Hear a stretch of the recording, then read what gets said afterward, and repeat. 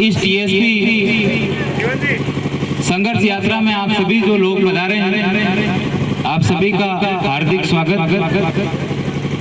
ये अभी शुरुआत है, आप सबको इस लंबी लड़ाई लड़ने के लिए धैर्य रखना पड़ेगा, क्योंकि ये बहुत बड़ी लंबी लड़ाई है। आप सोचोगे कि ये कोई छोटा मोटा कहीं नाली रास्ता निकालने का वो नहीं है, ये राज्य सरकार गवर्नमेंट का मुद्दा है और कई समय लगेगा और कई लंबे समय तक आपको साथ में संघर्ष करना पड़ेगा। टीएसपी क्या होता है, इसकी फुल फॉर्म है ट्राइबल सब प्लान जनजाति उप योजना, जिसमें आदिवासी क्षेत्र, पहाड़ी क्षेत्र, वन क्षेत्र के अंदर जो समाज रहता है, कोई भी समाज हो, उनके बच्चों के लिए नौकरियां आरक्षित की जाती हैं, पद आरक्षित किए जाते हैं। वह इसलिए किए जाते हैं कि वहां पर सुविधाएं नहीं होती हैं। जयपुर का बच्चा और यहाँ कुंभलगढ़ के बच्चे की तुलना हम नहीं कर सकते, क्योंकि उनको जो सुविधाएं मिल रही हैं वो सुविधाएं आपको नहीं मिल रही। तो इस एरिया के लिए कुछ कोटा रिजर्व किया जाता है। जैसे मैं आपको बता दूं, क्या पूरे राजस्थान में मान लो 5000 नर्सिंग ऑफिसर की भर्ती आई, नर्सिंग अधिकारी की 5000, तो उसमें से 1500 जो पद होते हैं, 2000 जो पद होते हैं, वो टीएसपी के बच्चों के लिए होते हैं। उसमें टीएसपी के ही बच्चों के आपस में कंपटीशन होता है, उसमें बाहर का बच्चा आकर के फॉर्म नहीं भर सकता है।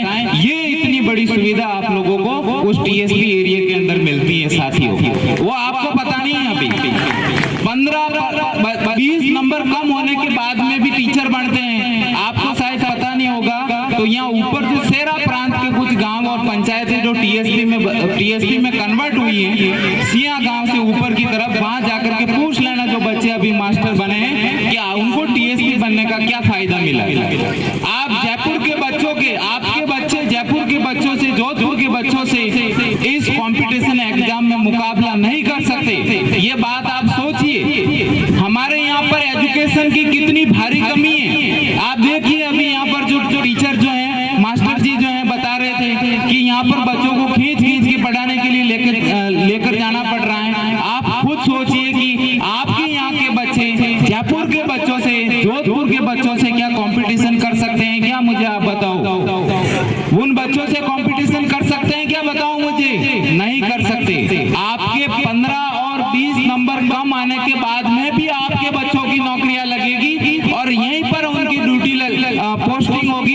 इससे अच्छी बात आपके लिए क्या हो सकती है साथियों? ये आप सोचो, दिमाग लगाओ।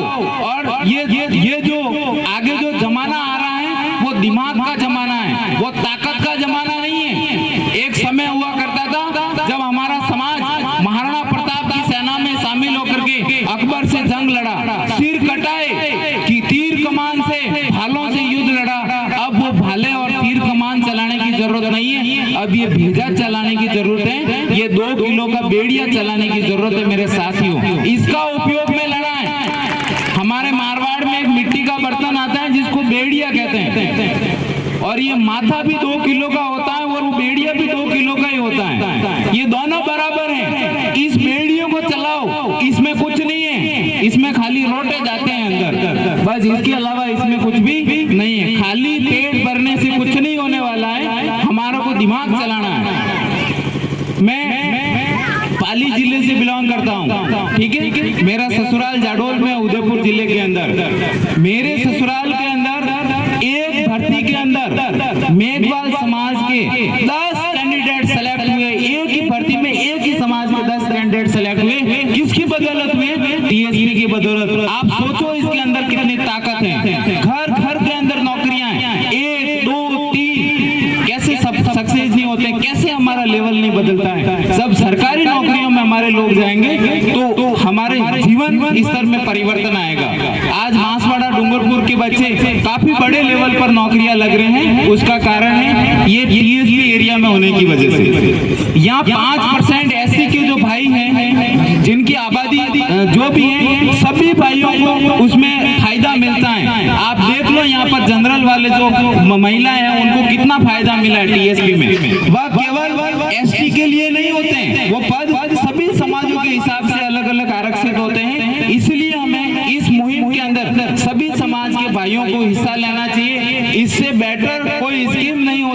इससे ज्यादा कोई फायदा नहीं मिल सकता आपको कि कम नंबरों पर अगर आपकी नौकरी लगेगी। तो हम तो यही चाहते हैं कि ये समाज पढ़ लिख करके आगे बढ़े। जो बच्चे, और मैं अभी पढ़ाई की बात कर रहा हूँ, हमारे यहाँ के जो बच्चे हैं पढ़ते नहीं है, मैं उन बच्चों का दोष नहीं देता हूँ, मैं दोष उनके माता पिता को देता हूँ।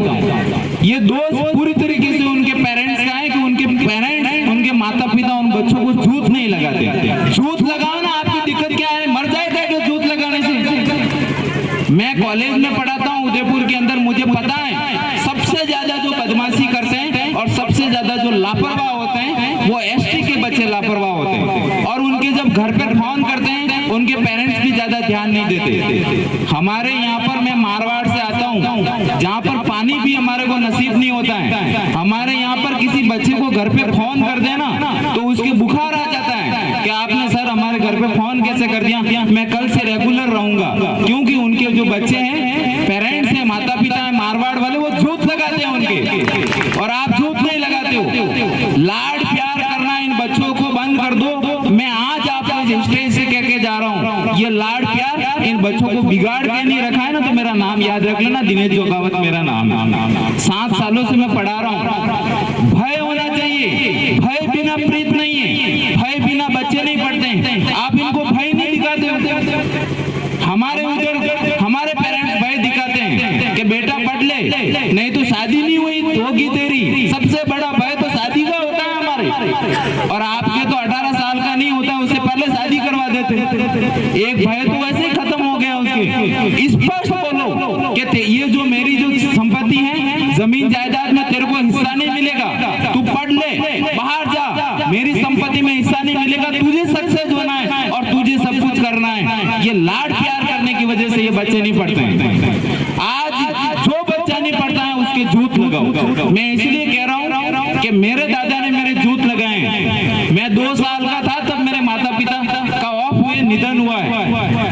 2 साल की उम्र में मेरे माता पिता दुनिया छोड़ के गए, और आज मैं असिस्टेंट प्रोफेसर बना हूँ, पढ़ लिख करके आज इस स्टेज पर पहुंचा हूँ। उसकी बदौलत कि मेरे दादा ने भय दिखाया। मेरे दादाजी घर में किसी की मौत हो जाती है तो भी वो बोलते हैं कि तेरे को यहाँ आने की जरूरत नहीं, हम संभाल लेंगे, तू स्कूल जा। तब जाकर के हम लोग पढ़े हैं। आप बच्चों को भय दिखाओ, भय नहीं दिखाते हो, दरवाजा बंद कर लेते हो। अरे क्यों प्यार करते हो इन बच्चों से, मुझे एक समझ में नहीं आता है। 5 साल तक प्यार करना आपको बच्चे से, कितना? 5 साल तक। उस 6ठी साल में वो स्कूल जाने लग जाए, एक लकड़ी रखो। मैं स्पष्ट शब्दों में कहता हूँ, मैं कॉलेज में पढ़ाता हूँ, जोत लगाओ इनके सालों। क्यों नहीं पढ़ते हो भाई? तब जाकर के सक्सेस होगे। और आज आपको ये बात कड़वी लग रही होगी, भले ही लगे, लेकिन जिस दिन वो बच्चा नौकरी लग जाएगा, सक्षम हो जाएगा, उस दिन आपको याद आएगी कि कोई मास्टर जी हमको बात बोल के गए थे। इसी के साथ मैं अपने शब्दों को विराम देता हूँ। जय भीम, जय